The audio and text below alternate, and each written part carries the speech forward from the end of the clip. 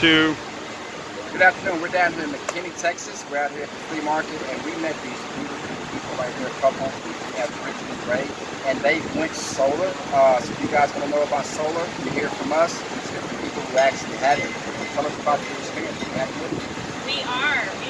went solar in February, and our bills typically around this time of the year are about $550 a month, and we're at about $140 right now.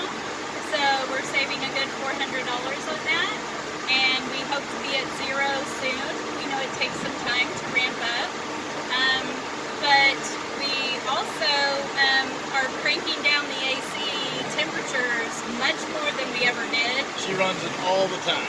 All the time. We're at like 67 degrees overnight, so it would have been even higher in our old system, you know, paying for electric. It probably would have been upwards of $700 at these temperatures. All right, so you hear that 500 to 140, still living comfortably. She's running it all the time, as the husband says. You should know. All right, so you guys take that straight from the customer's mouth. Appreciate your time. We appreciate you, and you guys continue to do your solar. So, we would recommend solar to somebody. Absolutely. All right, you guys be cool. We love you. Peace. Thanks, guys.